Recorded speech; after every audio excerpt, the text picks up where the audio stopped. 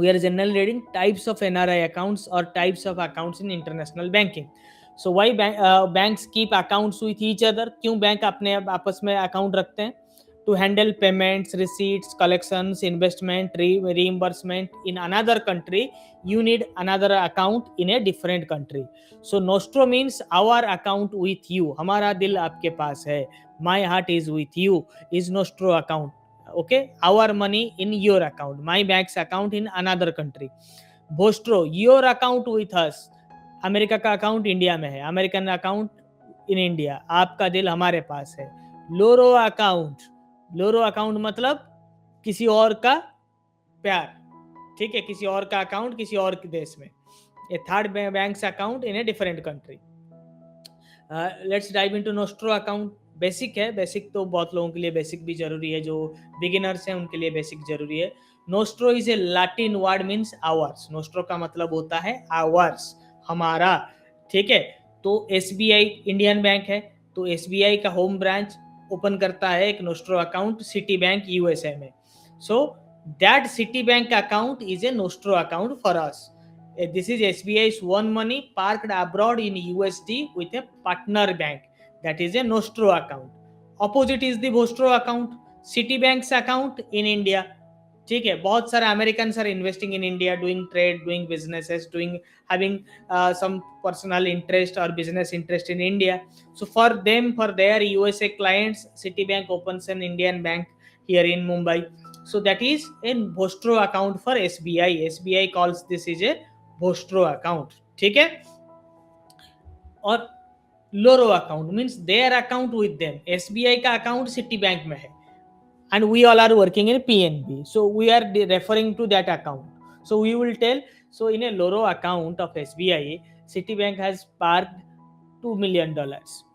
For us it is their account, their business. Okay, so loro account is what? Loro account is what? वो आपके गली नुक्कड़ में या फिर आपके जो चाची होते हैं ना, मतलब कान भरने वाले, बैठ के बात करते हैं कि उसकी बेटी इसके साथ भाग गई, ये हुआ, उसका बेटा फेल हो गया है, वो दारू पीने लगा है, बैठ के चर्चा करते हैं ना, बैठ के अननेसेसरी गॉसिप्स, वो पास नहीं कर पाएगा, लड़का बिगड़ गया है, ठीक है, ये सब बातें करते हैं ना. तो फिर लास्ट एंड में क्या बोलता है? उनकी मामला है, उनकी जिंदगी, उनकी मर्जी, हमें इससे क्या. So that is loro account. Their life, their thing, their discussion, हमें क्या, हमें नया बिजनेस करना है. You getting my point? What is loro account? Loro account is nothing but the gossip of the चाचीज, this aunties in a kitty party of your society. Getting my point? So that is loro account. Clear? ठीक है. What is a loro account? When somebody asks in interview, it is the gossip of our aunties and chachis, right?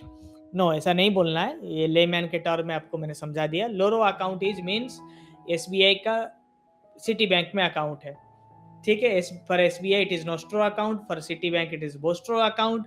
And here in PNB we are discussing that have you heard that SBI has parked 1 crore rupees in Citibank, $1 million in Citibank's Loro account?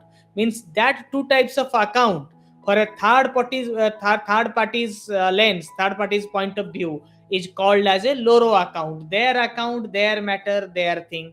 Getting my point? If you are preparing for IBPS RRB Scale 2 Scale 3, now time is to boost up your preparation. अगर आप IBPS RRB की तैयारी कर रहे हैं तो आपको last minute में जो बूस्ट अप चाहिए, उसके लिए आ रहा है IBPS RRB का बैच, जिसमें ओनली वही कंटेंट रहेंगे जो आपके प्रिपरेशन के पॉइंट ऑफ व्यू के लिए बहुत इंपॉर्टेंट है. और उसमें रेडी रेकनर भी रहेगा जो कि लास्ट मिनट MCQ होगा, सिर्फ जिसको पढ़ के आप सिलेक्शन ले सकते हो.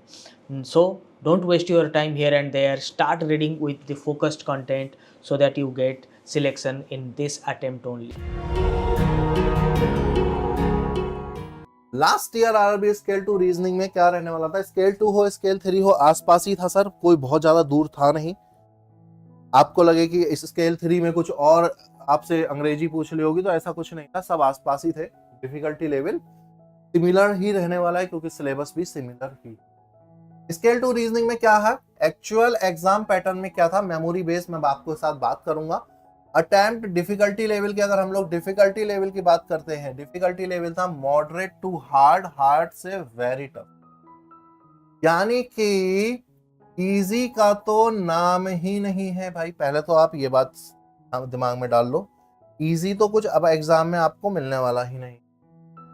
उसके बाद मॉडरेट भी कम ही था, हार्ड, और उसके बाद बाकी का बचा हुआ वेरी वेरी हार्ड, वेरी। तो अब एग्जाम लेवल ये हो गए। की मैं बात करूं, सेक्शनल कट ऑफ जाती है 3-4 नंबर। ऑलरेडी कट ऑफ पे मैंने एक वीडियो किया हुआ है, आप हमारे यूट्यूब चैनल पर जाकर देख। 3 नंबर 4 नंबर पे कट ऑफ जा रही है, और वो भी लोग सिक्योर नहीं कर पा रहे हैं। तो आप सोच सकते हो कि रीजनिंग का डिफिकल्टी लेवल कितना रहने वाला। गुड अटेम्प्ट की रेंज थी 12 to 20 ओनली। आप यहां से अंदाजा लगाइए कि अगर कोई 12 क्वेश्चन करके आ रहा है आउट ऑफ 40, और वो कहा जा रहा है गुड अटेम्प्ट, तो यहां से आप समझ लीजिए एग्जाम का लेवल क्या हो रहा हो। या हर साल, हर ऐसा नहीं है लास्ट ईयर ऐसा हुआ सर इस साल आसान आएगा, बिल्कुल भी नहीं आएगा, साल और टफ आएगा। और अगर आप 12 से 20 के बीच में आना चाहते हैं तो आपको कहीं ना कहीं से एक्स्ट्रा एफर्ट्स मार, कुछ भी इजी नहीं है। ट्विस्टिक लॉजिक आए थे। इसके अलावा मैं बात करूं तो लेंथी और टाइम कंज्यूमिंग था सारा कुछ। और टॉपिक बाई क्वेश्चन में अगर मैं बात करूं तो पजल सेटिंग अरेंजमेंट, जो मैं ऑलरेडी आप लोगों को काफी बार बता चुका हूं, हर एक क्लास में बोलता हूं कि पजल और सेटिंग अरेंजमेंट कर जाओ, आप अपने एग्जाम का 70% कराओगे। तो वही आपके सामने है। पजल और सेटिंग अरेंजमेंट ने अकेले 60 to 70% एक्वायर किया हुआ था आपके। दैट्स व्हाई ये इंपॉर्टेंट हो जाता है जानना कि हमको क्या पढ़ना है और क्या नहीं पढ़ना है रीजनिंग में, क्वांट में और बाकी चीज। पजल की अगर मैं बात करूं तो डे बेस्ड पजल, मंडे से संडे वाले, month and date based puzzle थे, मार्च में, सितंबर, ये सब मेमोरी बेस्ड है, हमारे स्टूडेंट से पूछा। प्राइम डेट लाइक 10, 17 ETC पर बेस्ड, ईयर बेस्ड थे। State colour based puzzle, uncertain person sitting arrangement, ये सर बहुत आते हैं, अब ये बहुत आने लगे, जिसमें हमें यही नहीं पता होता कि एक सिटिंग अरेंजमेंट में कितने लोग बैठे हैं। ऐसा एक क्वेश्चन आज की क्लास में हम लोग सॉल्व भी। Linear sitting arrangement, circular sitting arrangement, square sitting arrangement और स्टैक पजल, ये पजल और सिटिंग अरेंजमेंट का क्राइटेरिया लास्ट ईयर्स में देखा गया है, पिछले साल ही आए हैं। और इनका जो लेवल था वो था हार्ड से टफ, वेरी टफ। ठीक है, तो अब आप यहां पर अंदाजा लगा सकते हो कि इस सिनेरियो में स्कोर करना कितना। टाइम स्लॉट भी है, तो दिए गए टाइम में ही आपको क्वेश्चन सॉल्व करना, क्वेश्चन का लेवल भी बहुत ज्यादा टफ, और उसमें स्कोर करना है, कट ऑफ अपने को सिक्योर करना है, अटेम्प्ट करना है, क्योंकि रीजनिंग स्कोरिंग सब्जेक्ट है। अगर अच्छा अटेम्प्ट कर जाओगे, 20 क्वेश्चन अगर सही कराए आप, एक क्वेश्चन 1.25 मार्क्स का है, तो आराम से 25 नंबर वहां पर बन रहे हैं। हाँ 25 नंबर बन रहे हैं आप, तो 25 अगर आप रीजनिंग में ले आते हो तो आप सोच कर देखो आपका कितना बर्डन कम हो जाएगा और कितना अच्छा आप एग्जाम में अपना स्कोर लेकर आओगे। इसीलिए मैं कहता हूं हमेशा कि ध्यान से करिए चीजों को। Let us move to the very first question of ours. Question आपसे पूछता है, what is the maximum aggregate shareholding RBI has approved SBI MF to acquire in Bandhan Bank? बहुत स्ट्रेट फॉरवर्डेडली आस्क्ड क्वेश्चन है। सवाल हमसे बस इतनी सी बात पूछ रहा है कि भाई मैक्सिमम एग्रीगेटेड शेयर होल्डिंग कितनी है, ठीक, किसकी, जो आरबीआई द्वारा अप्रूव की गई है एसबीआई के म्यूचुअल फंड्स के लिए, फॉर एसबीआई म्यूचुअल फंड, कि हाँ भाई जाओ एसबीआई म्यूचुअल फंड जाओ और इतने परसेंट की जो शेयर होल्डिंग है वो एक्वायर कर लो, इतने परसेंट की जो शेयर होल्डिंग है मैक्सिमम जाके आप अपनी ला सकते हो, you can be acquiring it, you can be compensating it, किसमें, बंधन बैंक में। So always we will be having 4 options. Is it option A, that is saying 4.99%, option B 9.99%, option C 5% और ऑप्शन डी 15%। तो देखो यहाँ पे हमने क्या पढ़ा कि हमारी जो रिजर्व बैंक ऑफ इंडिया है ना, what have they done dear? First of all they have capped SBI mutual fund, SBI mutual fund कि हाँ अपना मैक्सिमम जो एग्रीगेट शेयर होल्डिंग है ना बंधन बैंक में, वो आप रखिएगा at 9.99% of what? This is of the banks, this is of the banks paid up share capital. Bank का जो पेड अप शेयर कैपिटल है उसका 9.99% आप अपना एक्विजिशन में मैक्सिमम रख सकते हैं, और ऑफ देयर वोटिंग राइट्स, या फिर उनके वोटिंग राइट्स का इतना परसेंट आप मैक्सिमम जो एग्रीगेटेड शेयर होल्डिंग है आप इतनी कर सकते हैं। कूल। जो ये रेगुलेटरी अप्रूवल है, this stipulates that SBIMF must ensure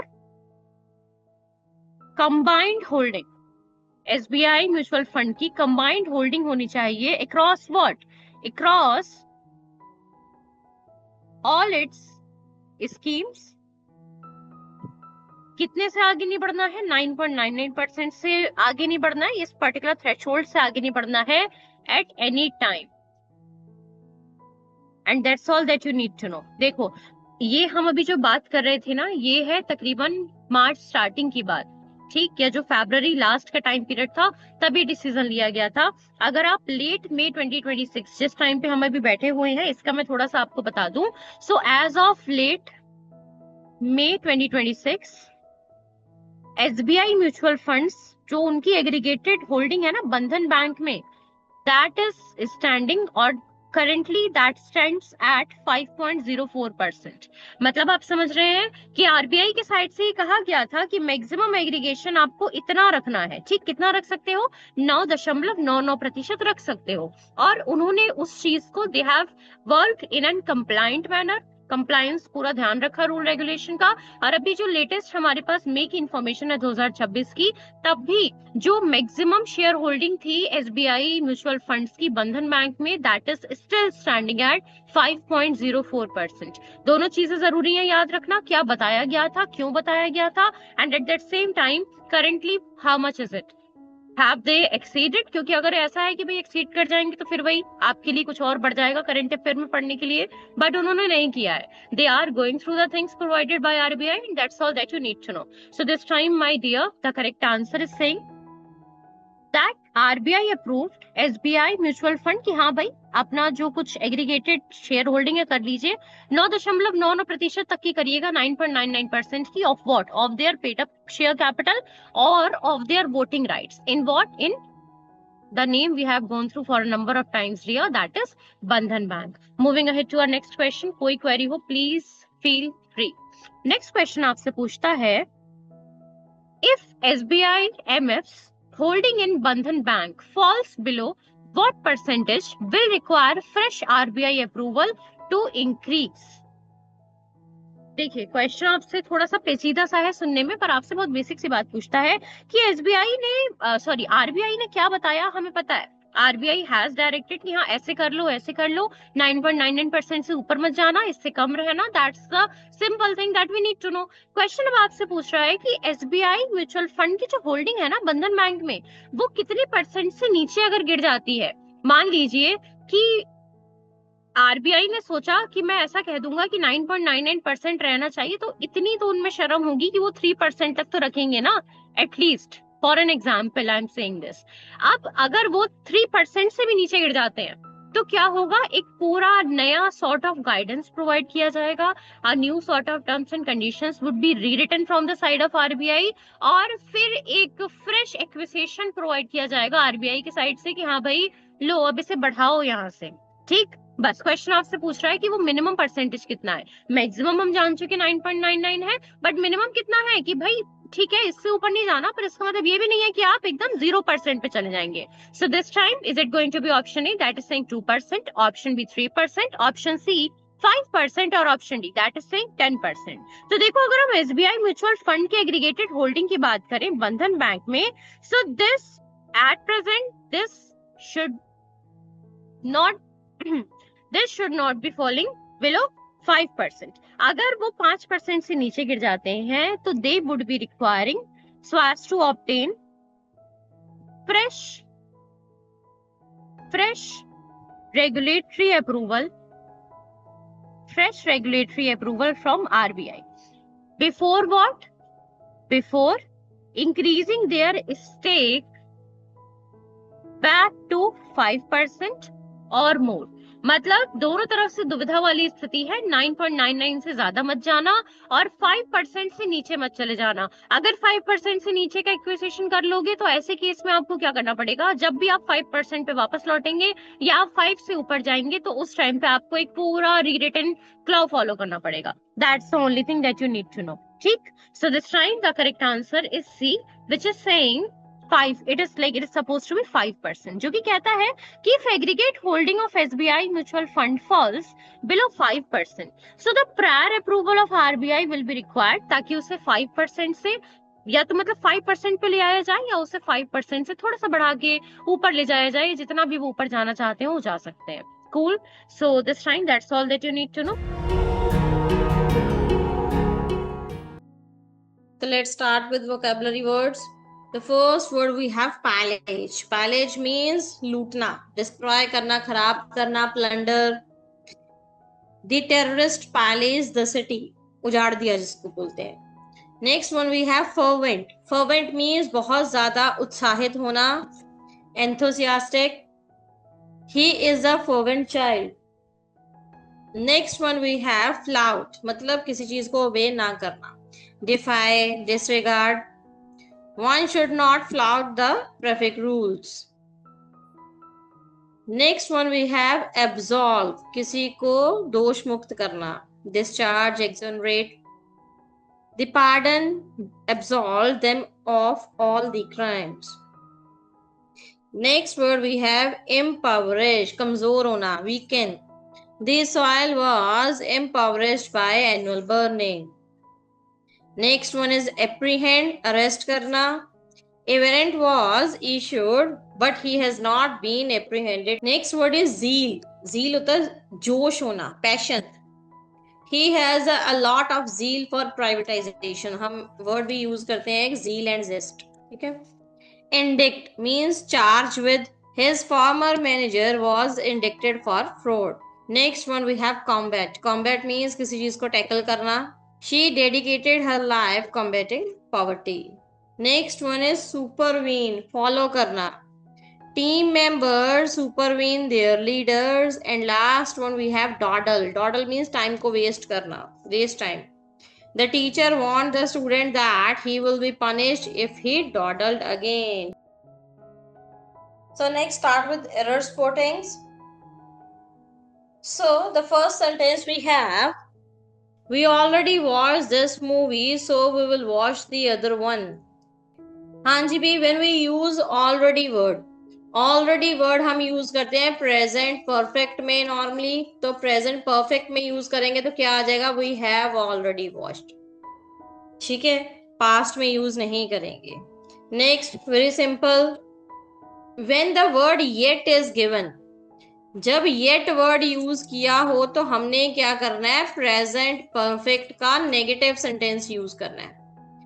present perfect में negative sentences. So negative sentences क्या कहते हैं, I have not finished, I have not finished. Clear? चलो थर्ड वन. अब देखो, The adjectives which end with IOR, जो adjectives end होंगे IOR के साथ, उनके लिए कंपैरिजन में to लगता है, then नहीं लगता. So then की जगह हम क्या लगाएंगे, to. Superior to, junior to, inferior to. ठीक है? सेम चीज नेक्स्ट में है, Ryan is senior to me. ठीक है, फोर्थ भी हो गया. नेक्स्ट फिफ्थ, हाँ जी, the farm is infested with vermin. Vermin होते हैं जी प्लूरल. ठीक है, तो प्लूरल है तो उसके लिए हेल्पिंग वर्ब भी क्या आएगी, plural, which have eaten away. Done. Next, we went to the shop, but neither the vegetables nor meat were fresh. अब देखो, we went to the shop, but neither vegetables, neither first subject nor के बाद second subject. तो neither nor के case में जो verb है according to second subject लगती है, तो क्या लगेगी? was fresh. neither nor, either और लिख देती हूँ.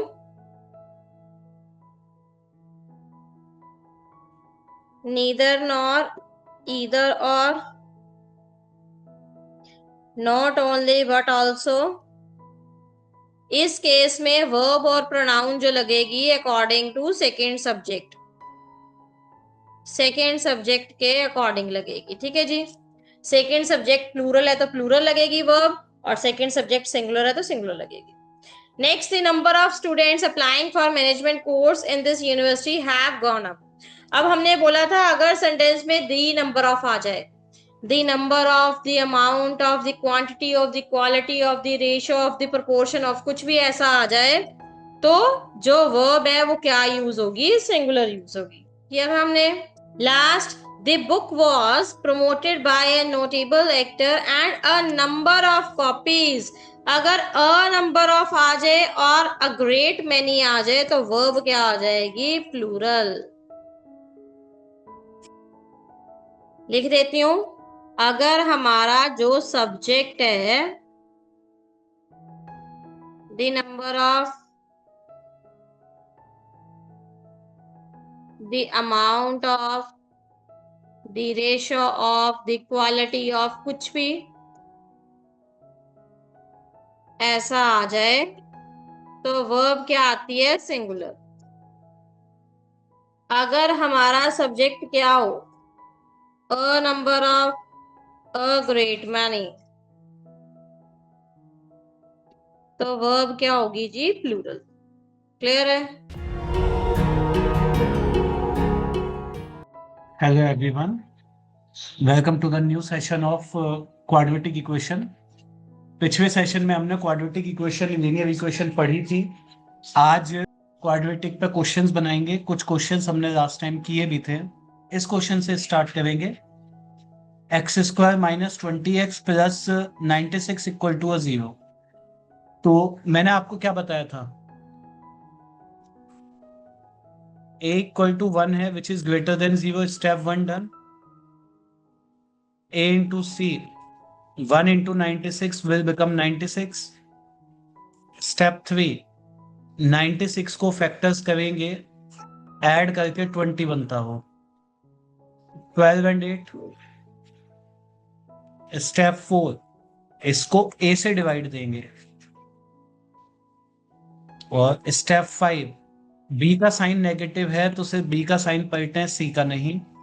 तो दो आंसर्स आ गए, +12 + 8. ठीक है, x को हम सॉल्व कर पाए, +12 + 8. ठीक है जी, आगे बढ़ते हैं. X square plus 25x plus 84. तो अगेन सिमिलर ग्राउंड्स पे इसको भी हम करते हैं. ठीक है ना. स्टेप 1, a1 है जो ग्रेटर देन 0 है. Step 2, a into C become 84. Third step, 84 के फैक्टर जिनको ऐड करके 25 बनता हो, 21 एंड 4. स्टेप 4, a से डिवाइड दे देंगे. स्टेप 5 में साइन b पॉजिटिव है तो दोनों को बदल दीजिए, b को भी और c को भी. तो दोनों रूट नेगेटिव आ गए. हमेशा बड़ा फैक्टर पहले और छोटे वाले को बाद में लिखना हम प्रेफर करेंगे. ठीक है. Next, x square plus 30x plus 221. Step 1, a1 है विच इज ग्रेटर देन 0 है. स्टेप 2, a इंटू सी 221 है. स्टेप 3, 221 के ऐसे फैक्टर्स जिनको ऐड करके 30 आता हो, 17 और 13. स्टेप 4, देखिए फैक्टर कई बार आपको ना थोड़े टेबल्स आपको याद होंगे तो फैक्टर्स आपके लिए कंपैरेटिवली आसान गेम हो जाएगी। वरना गेम चेंजिंग स्टेप तो फैक्टर्स ही है ना, फैक्टर नहीं मिलेंगे तो फिर कैसे बात बनेगी। ए से देखिए, ए जब तक 1 है स्टेप 4 की कोई वैल्यू नहीं है। स्टेप 5 में बी पॉजिटिव है तो दोनों के साइन पलट दीजिए। याद है ना, दोनों के साइन का मतलब बी और सी दोनों, तो दोनों रूट्स नेगेटिव हो गए। ग्रेटर फैक्टर पहले, स्मॉलर बाद में। ठीक है, we are doing enough practice on solving the quadratic.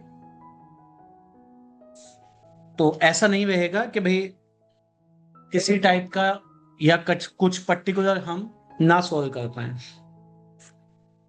A1 है, पहला स्टेप डन है। ए और कांस्टेंट का प्रोडक्ट किया तो 156 आया। 156 के फैक्टर जिनको जोड़ के 25 बनता हो, 13 12। ए यानी 1 से डिवाइड दे देंगे, और बी अगर पॉजिटिव है तो दोनों के साइन पलट दो। बी अगर पॉजिटिव है तो दोनों के साइन पलट दीजिए। X square minus 17x minus 168। A1 है, स्टेप 1 डन। A इंटू सी 168 बन जाएगा।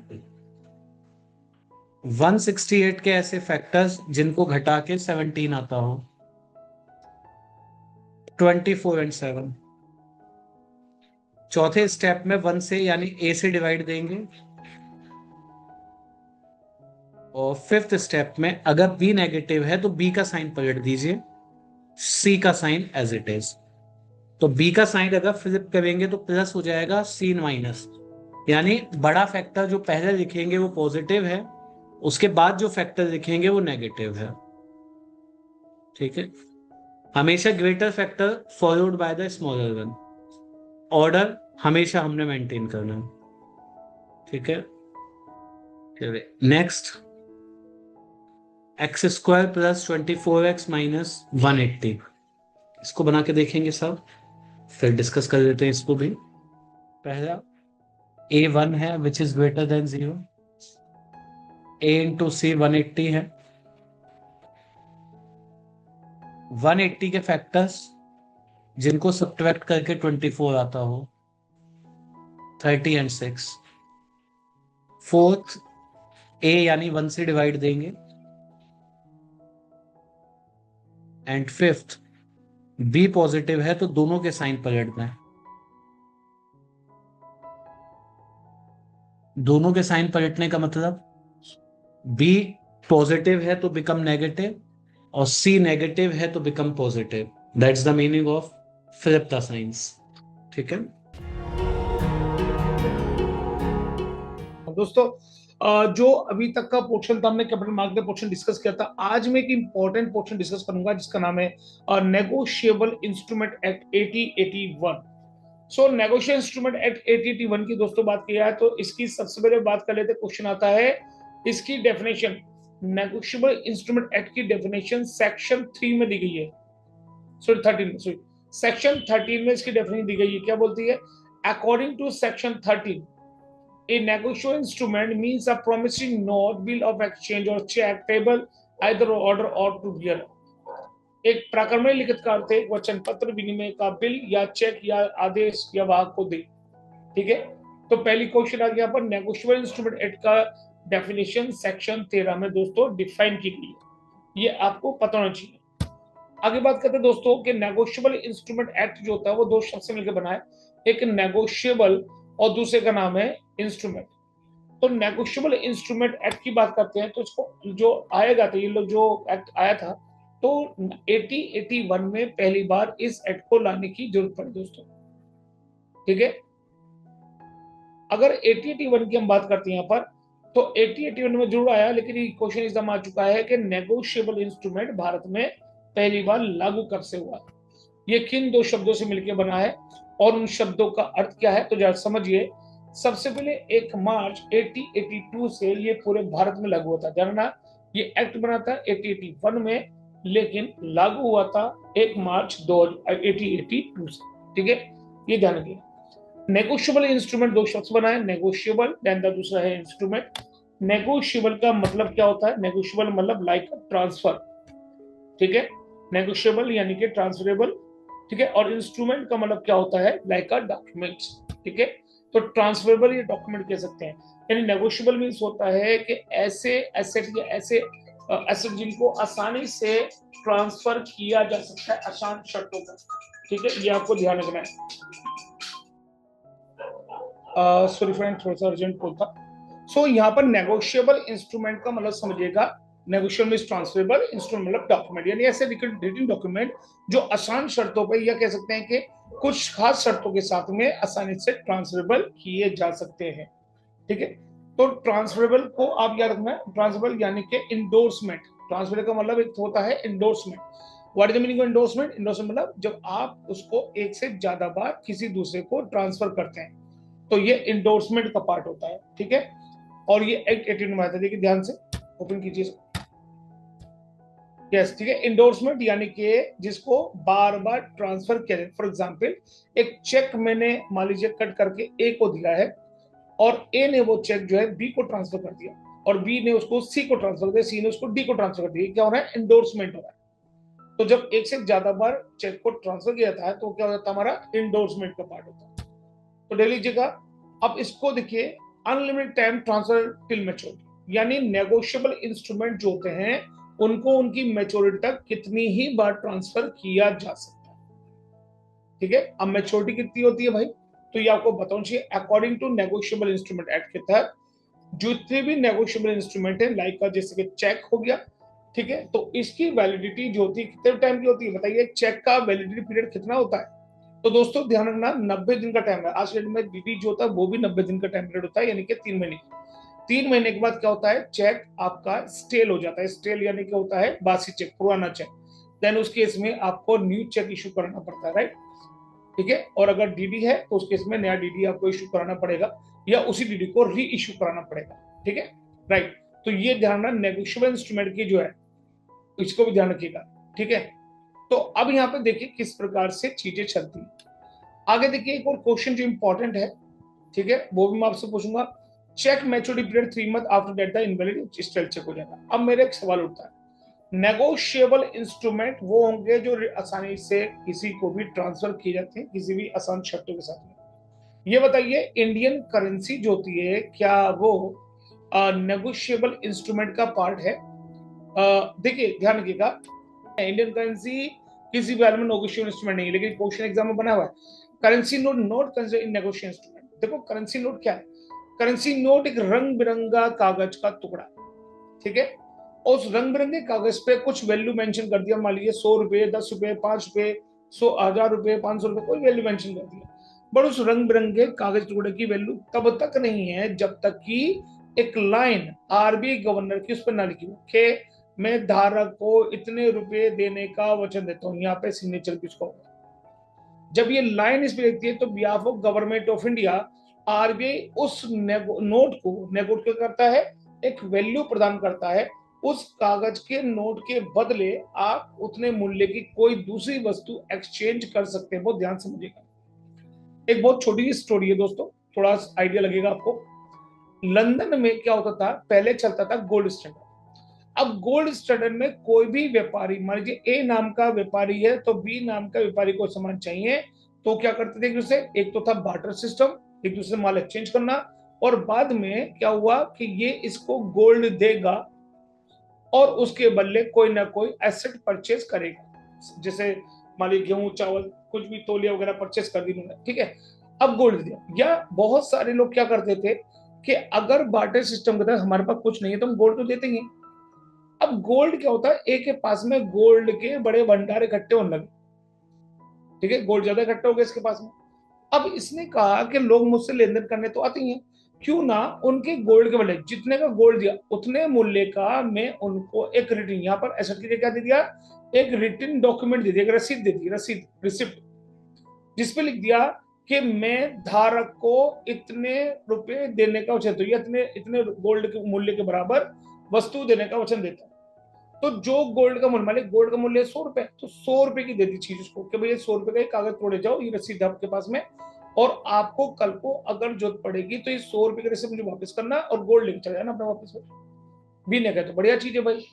अचानक क्या हुआ कि सी को कोई चीज की जरूरत पड़ती है और बी के पास, सॉरी सी, बी को कुछ चीज की जरूरत पड़ती है और वो मिलती है सी के पास।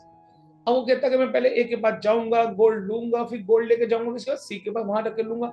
उससे बड़ी जो रिटन डॉक्यूमेंट है ना, ये इसी को मैं सी को दे देता हूँ। बी ने इसे सी को हैंड ओवर किया कि भैया ये अपने पास रख लो और तुम जाकर ए से ले लियो पैसा और उसके बदले मुझे कोई एसेट दो। सी ने कहा कोई बात नहीं भाई, मैं दे देता हूँ आपको। अब सेम ऐसी डी के पास कोई माल होगा, सी को जरूरत थी, तो सी ने इसी रिटन डॉक्यूमेंट को आगे जारी कर दिया और उसके बदले माल परचेस कर दिया। मतलब आप देख रहे हैं जहां पहले गोल्ड में लेन देन हो रहा था, वो धीरे धीरे इस कागज के टुकड़े ने उसकी जगह ले ली। अब व्यापारी बड़ा खुश कि चलो गोल्ड मेरे पास रहेगा और गोल्ड के यहाँ पर कागज टुकड़ा चलेगा। अब सवाल ये कि अकेला गोल्ड कितना हमारे पास, मान लीजिए 1 किलो गोल्ड है और 1 किलो गोल्ड का मूल्य सपोज करिए 1 लाख रुपए, एग्जाम्पल लेते हैं, तो 1 लाख रुपए ही मैं बांट सकता हूं, उससे ज्यादा मैं बांट नहीं सकता। तो यहाँ पर क्या किया गया कि भाई देखो सिंपल सी बात है, जितना मेरे पास गोल्ड है उसके अगेंस्ट में कितना करूंगा, 10 गुना करेंसी को प्रिंट करूंगा, रिसिप्ट को प्रिंट करूंगा। कितना, 10 गुना, जितना गोल्ड उसका 10 गुना प्रिंट करूंगा। क्योंकि बैंकिंग सिस्टम में भी आप जानते हैं कि बैंक में जितना डिपॉजिट होता है उसका सिर्फ 10% ही मैक्सिमम लोग लेन देन करने आते हैं, 90% बैंक के पास ही रहता है ना, 10% लॉस चलता कम। तो यहाँ पर क्या करा गया कि गोल्ड के बदले उन्होंने क्या करा, गोल्ड रखा कम और उसके बदले जो ये रिसिप्ट थी ये ज्यादा जारी कर दी। अब लोगों को क्या हुआ, इस रिसिप्ट की आदत धीरे डाली गई और यही रिसिप्ट से क्या हुआ, करेंसी सिस्टम में आ गई। गोल्ड का चलन बंद करके सीधा करेंसी नहीं कागज को चलाया गया। सेम ये सिस्टम भारत में भी चला। तो इस रुपए की यानी जो कागज का टुकड़ा है इसकी मूल्य तब बढ़ जाता है जब इस पर जो है देश की सुप्रीम अथॉरिटी ये लाइन लिखती है कि मैं धारक को इतने रुपए देने का वचन देता हूं। अगर ये लाइन उस पर ना हो तो इस नोट की वैल्यू कितनी है, 0 है ना। तो 0 ना हो इसलिए लाइन लिखी होती है। तो ये लाइन जो लिखी गई है वो सिर्फ एक्सचेंज के लिहाज से लिखी गई है, जबकि इसमें कोई भी किसी तरह की टर्म्स एंड कंडीशन मेंशन नहीं है, इसलिए ये नेगोशिएबल इंस्ट्रूमेंट नहीं है। Currency note not consider is a negotiable instrument, याद रखिएगा। ठीक है दोस्तों, आई होप सो के पॉइंट क्लियर होगा आपके लिए। So hi guys, this is Puneet and today we are going to talk about the history of computers. So let's start with the syllabus guys, okay? So here it is our computer syllabus, computer knowledge syllabus basically. So first of all we have computer fundamentals, then software and hardware fundamentals, networking, MS Office, database related queries, history and future of computer, computer abbreviations, shortcut keys, basic knowledge of the internet, history of computers, security tools, virus and hackings. Okay, so today we are going to cover history of computers, right? And the important topic is future of computer. Basically you can see that AI, supercomputer, like these kind of things, cloud computing are currently hot topics, right? So that's why it is going to be a important topic for us, like future of computing devices, right? Like there are many different kind of AIs available, different kind of machine learning tools, different kind of tools nowadays are available right now, and there are certain things like cloud computing, app development and so on. These all will be covered in future of computer guys. Okay, so this is your complete syllabus. This is what we are going to cover in our syllabus. So let's start with history of computers guys. Okay, so here it is, some of the popular computing devices. Basically we are going to talk about the historical devices, right? In history we got multiple devices that used for computing. Like first, without any machine parts, we got abacus, right? We got abacus. So the history of computer begins with the birth of abacus. which is believed to be the first computing device or first computer. It is said that Chinese invented abacus around 4000 years ago. Okay, so what is the important thing? History of computer begins with abacus, right? And it is believed to be the first computer or computing device. Okay, so abacus is known as the first computing device, remember that. Okay, then abacus was invented around 4000 years ago. Okay, so these 2 points are really important. So which of the following is known as the first computing device or first computer? So abacus is the one. So it is not electronic, completely manual calculating device, right? Okay, then we got, okay, and one more thing, remember that it is used for addition and subtraction, right? Then we got Napier bones. Okay, as we can understand, bones is for because it was created with the bones at that time, bones or ivory, or you can say elephant teeth, these kind of things. Okay, so it was a manually operated calculating device which was invented by John Napier, 1952-1617 of Manchester. In this calculating tool, he used 9 different ivory strips or bones marked with numbers to multiply and divide. It was also the first machine to use the decimal points. Okay, remember these things, guys. Remember these things. Basically, it has 9 different ivory strips. Or basically bones, which was marked with numbers, and it can be used for multiply and divide also. So abacus was good for addition, subtraction, these kind of things, and Napier bones was able to addition, subtraction, multiply and divide, and it can also calculate in decimal points. So if you want to calculate 2.5 into 2, so it was able to do that, but abacus was not able to do decimal point calculations, right? So remember all these things. Basically, Napier bones created by John Napier. Okay, it was manually operated calculating device. It has 9 ivory strips or basically bones, okay, marked with different numbers. Okay, it can be used for multiplication and division also, and it can also calculate in decimal points. Okay, so there can be a question like they can give you 4 options and ask you which of these devices can be used to calculate in decimal points, right? These kind of things can be there. Okay, now let's move ahead. Then we got Pascaline. Okay, from here things got interesting. So Pascaline is also known as arithmetic machine or adding machine. So there can be a question like which of these machines are known as arithmetic machine, or which of these machines can be known as adding machine. Okay, these kind of things can be there. Okay, so Pascaline, known as arithmetic machine, remember that it was invented between 1642 and 1644. The like exact year is not clear, but still it's 1642 to 1644, in between that. Okay. By a French mathematician, philosopher Blaise Pascal. It is believed that it was the first mechanical and automatic calculator. So as I said, things got interesting. It was mechanical and automatic calculator.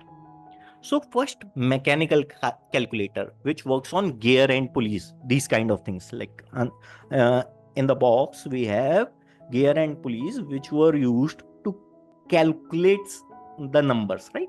Basically, it was used to calculate number. Gear and pulleys were there.